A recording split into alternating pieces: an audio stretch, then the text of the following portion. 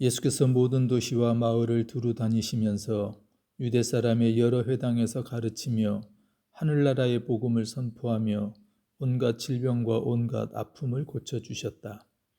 예수께서 무리를 보시고 그들을 불쌍히 여기셨다. 그들은 마치 목자 없는 양과 같이 고생에 지쳐서 기운이 빠져 있었기 때문이다. 그래서 제자들에게 말씀하셨다. 추수할 것은 많은데 일꾼이 적다. 그러므로 너희는 추수하는 주인에게 일꾼들을 그의 추수밭으로 보내시라고 청하여라. 아멘. 헬런 켈러에 대해서 모르는 사람이 없을 것입니다. 사흘만 세상을 볼 수 있다면 첫째 날에는 사랑하는 이의 얼굴을 보겠다. 둘째 날에는 새벽에 일어나 밤이 아침으로 변하는 황홀한 기적을 보겠다. 셋째 날에는 사람들이 오가는 평범한 거리를 보고 싶다. 단언컨대 본다는 것은 가장 큰 축복이다. 헬런 켈러가 53살에 쓴 수필 사흘만 세상을 볼 수 있다면에 나오는 글입니다. 헬렌 애덤스 켈러는 2살이 되기도 전에 뇌척수막염의 병을 앓은 후 불행하게도 시각과 청각을 잃게 됩니다. 그녀는 들을 수도 볼 수도 말할 수도 없었던 삼중고의 장애를 극복하고 인권운동가로 사회주의자 등 여러 면에서 활동하면서 전생의 장애인들을 위한 사업에 평생을 헌신합니다. 그런 헬런 켈러가 있기까지는 설리반이라는 훌륭한 선생이 있었습니다. 헬런 켈러는 정상적인 교육을 받을 수 없었기 때문에 맹인학교 추천을 통해 앤 설리반이라는 가정교사를 만나게 됩니다. 설리반은 고아였고 어린 남동생은 일찍 병으로 세상을 떠나게 된 슬픔을 가지고 있었습니다. 설리반 역시 눈이 나빠 시력을 잃은 후 눈 수술을 받아 시력을 다시 회복했다고 합니다. 슬픔과 고통의 경험을 가진 설리반은 응석바지로 자란 헬렌을 인내심 있게 돕고 가르치며 위대한 인물로 성장하도록 도왔습니다.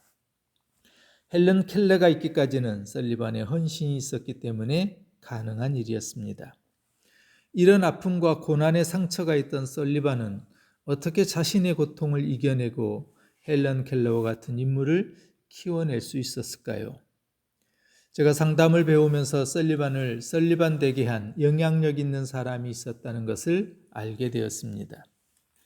설리반이 병으로 입원한 때가 있었습니다. 그녀가 입원한 병실에는 은퇴한 노 간호사가 자원봉사자로 일하고 있었습니다.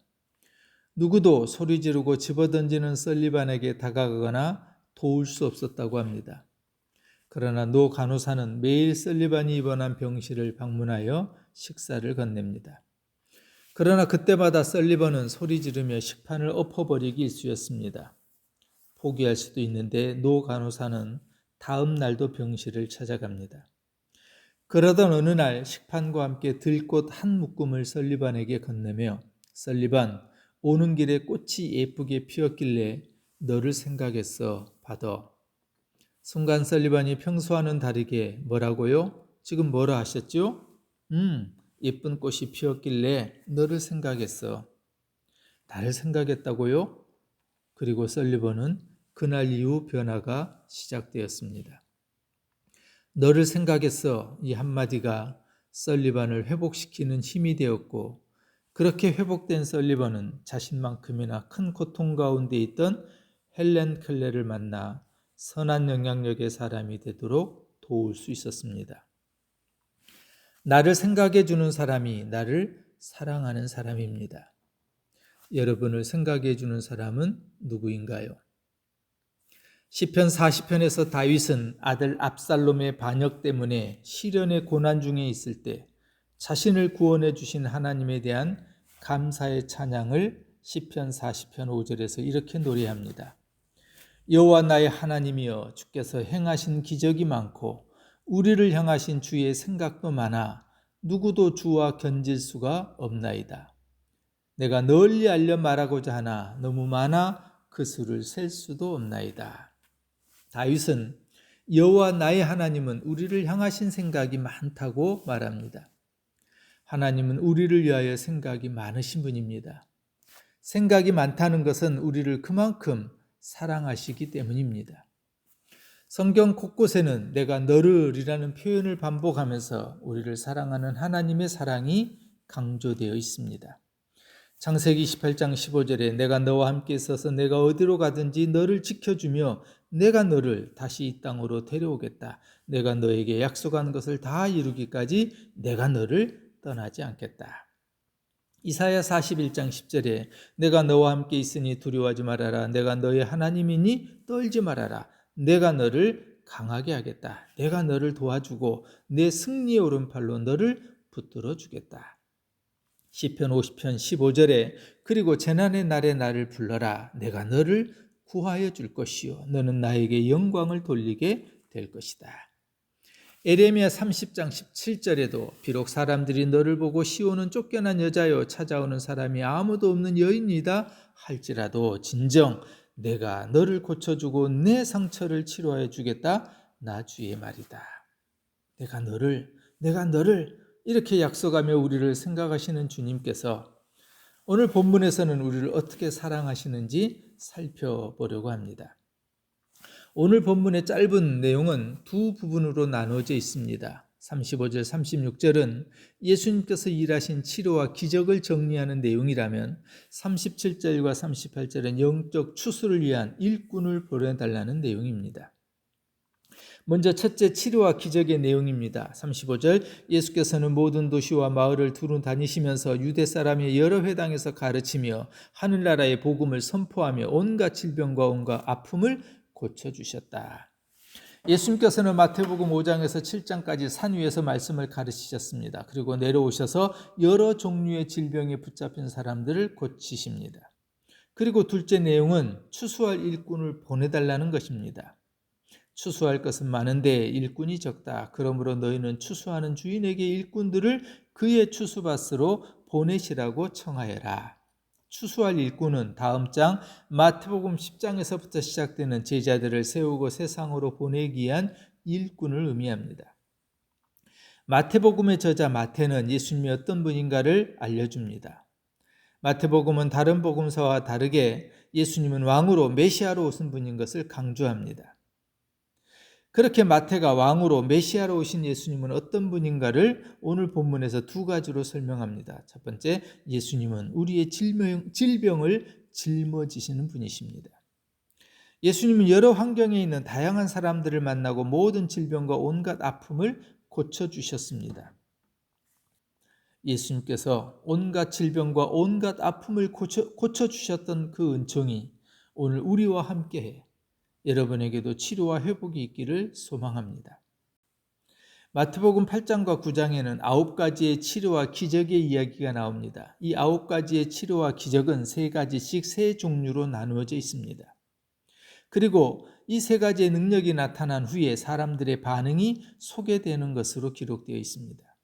처음 3가지 사건은 나병 환자를 깨끗하게 하셨고 백부장의 하인을 고쳐주셨으며 베드로의 집에서 장모의 열병을 회복시켜 주시는 내용입니다. 이 첫 번째 사건 후에 한 서기관 율법학자가 나와서 선생님, 나는 선생님이 가시는 곳이면 어디든지 따라가겠습니다 라고 말합니다. 두 번째 사건은 바람과 바다를 잔잔하게 하신 일이었고 사납고 더러운 귀신 들린 사람을 고쳐줍니다. 그리고 사람들이 침상째 들고 왔던 중풍병자를 고쳐주십니다. 이 두 번째 사건을 보고 사람들은 두려워하며 하나님께 영광을 돌렸다라고 소개됩니다.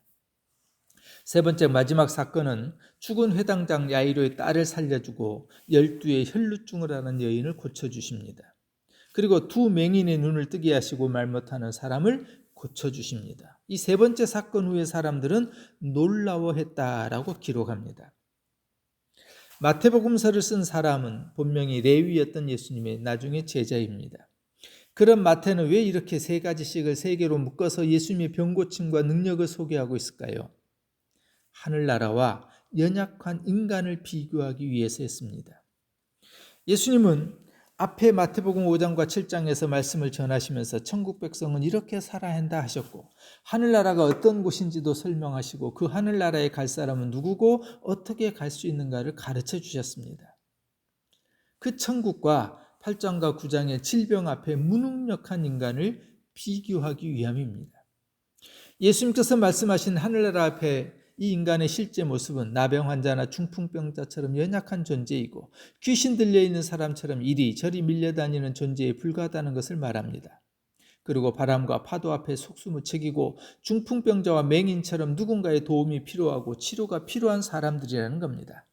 스스로 살 수 없는 존재, 아무것도 할 수 없는 존재, 그래서 하나님이 필요한 존재가 인간의 실상이라는 것을 가르쳐주기 위해서 하늘나라와 연약한 인간의 치료와 기적을 비교해 놓고 있었던 겁니다.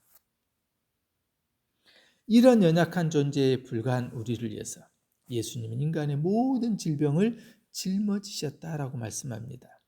그는 몸소 우리의 병약함을 떠맡으시고 우리의 질병을 짊어지셨다. 마태가 전하는 이 말씀은 구약 이사야 선지자의 고난받는 종으로서의 메시아의 예언이었습니다. 사랑하는 여러분, 예수님은 우리의 질병과 온갖 문제의 짐을 짊어지신 분이십니다. 우리가 할 수 있는 것은 우리의 모든 형편을 주님께 맡기는 겁니다. 육신의 질병으로 어려움이 있다면 우리의 질병을 짊어지신 주님께 내려놓을 수 있기를 바랍니다. 이런저런 문제들로 힘들고 어렵다면 우리의 연약함을 떠맡으신 주님을 의지하시기 바랍니다. 내가 해결해 보려고 아둥바둥하지 말고 해결하기 위하여 사람이나 세상을 바라보는 것이 아니라 길과 진리와 생명이 되시는 주님을 바라보시기 바랍니다. 마태는 예수님은 우리의 질병을 짊어지신 분이라는 것과 함께 두 번째, 예수님은 우리를 불쌍히 여기시는 분이라고 말씀합니다. 예수님께서 사람들을 고쳐주신 이유에 대해서 37절은 이렇게 설명합니다. 예수께서 무리를 보시고 그들을 불쌍히 여기셨다. 그들은 마치 목자 없는 양과 같이 고생해지셔서 기운이 빠져 있었기 때문이다. 예수님은 사람들을 보고 불쌍히 여기셨습니다. 예수님은 우리를 생각하고 또 생각하는 분입니다. 우리를 사랑하고 또 사랑합니다. 사랑에 병에 걸리신 분입니다. 아가서 2장에 보면 솔로몬이 술람이 여인을 향하여 나의 사랑, 나의 어여쁜 자야 라고 노래하면서 내가 사랑함으로 병이 생겼다 라고 노래합니다. 사랑하다 상사병에 걸린 겁니다. 내가 너를 사랑하다 사랑의 병이 생겼습니다. 우리 하나님이 그러신 분입니다. 우리를 위한 생각으로 가득해서 사랑하다 사랑의 병에 걸리신 분, 나의 연약함 때문에 나의 질병 때문에 그리고 나의 고난 때문에 눈물 흘리시는 분이 나를 생각하고 나를 사랑하시는 하나님이십니다. 예수님의 눈에는 왜 사람들이 불쌍하게 보였을까요? 목자 없는 양같이 고생에 지쳐서 기운이 빠져 있었기 때문이라고 말합니다. 목자 없는 양이란 지도자가 없는 백성을 말합니다. 제대로 된 지도자를 만나지 못한 백성은 고생하고 걱정이 많을 수밖에 없습니다. 당시에도 바리새인, 서기관 등 종교 지도자들이 있었고 정치 지도자들도 있었습니다. 그러나 예수님의 눈에는 백성들이 목자 없이 방황하며 고생하는 것으로 보였던 겁니다. 왕이신 예수님은 사람들을 불쌍히 여기는 마음을 가지신 분이었습니다. 여기서 이 불쌍이라고 하는 단어의 어원은 그의 내장, 창자가 몸 안에서 꿈틀거렸다라는 뜻입니다. 창자가 꿈틀거렸다는 것은 마음 깊이에서부터 나오는 안타까움입니다. 자식을 잃은 부모의 슬픔을 표현하는 단장지혜라는 사자성어가 있습니다. 창자가 끊어질 듯한 슬픔이라는 뜻입니다. 예수님께서 사람을 불쌍히 여기는 마음은 몸 안에서 창자가 꿈틀거리는 것처럼 자식을 잃은 부모의 슬픔처럼 내장에서 나오는 깊은 사랑, 그것이 불쌍히 여기는 마음이었습니다. 불쌍히 여기신다는 것은 슬픔을 같이 느끼고 같이 아파하는 것입니다. 예수님은 그 사랑 때문에 나병 환자, 중풍병자를 보고 12해 동안 고통을 겪고 여인을 바라보면서 또 맹인과 귀신에 들려 말 못하는 사람들의 연약함을 자신의 아픔으로 생각하셨습니다. 그래서 불쌍히 여겨주신 겁니다. 사람들도 우리를 불쌍히 여길 수 있습니다. 그러나 예수님은 사람과는 다르게 직접 우리의 연약함과 질병과 고통을 짊어지셨습니다. 그것이 십자가의 사랑입니다. 십자가에서 대신 죽으심으로 불쌍한 우리에게 마음을 쏟아내셨던 겁니다. 사람들도 우리가 아파할 때 함께 아파해 줄 수 있습니다. 그러나 예수님은 사람과는 다르게 고통을 자신의 고통으로 여겼을 뿐만 아니라 나의 죄를 자신의 죄로 여기셨습니다. 그것이 불쌍히 여기셨다는 뜻입니다. 예수님은 나를 생각해주고 나를 사랑하시는 분이십니다. 우리가 받아야 될 고통을 대신 받고 우리가 겪어야 될 슬픔을 대신 겪으면서 우리의 연약함을 떠맡으시고 질병을 책임지신 예수님께서 여전히 우리를 보고 계시고 우리를 생각하시고 불쌍히 여겨주시는 주님이라는 것을 기억하시기 바랍니다. 보고 계시고 생각해 주시며 불쌍히 여겨주시는 주님 앞에 나의 아픔과 문제를 내려놓을 수 있기를 축원합니다. 내가 너를 생각했어. 나를 생각해 주는 사람이 나를 사랑하는 사람입니다.